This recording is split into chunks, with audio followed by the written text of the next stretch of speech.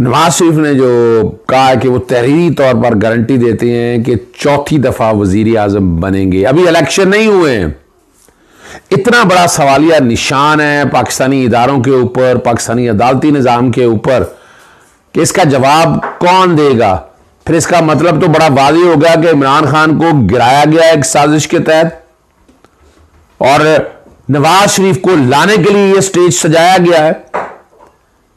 तारीख के झरोकों में देखिएगा आप, ख्वाजा आसिफ कहते हैं इमरान खान साहब की गवर्नमेंट अगस्त 2018 में आई, अप्रैल में ख्वाजा आसिफ कहते हैं कि उनका राब्ता हो गया।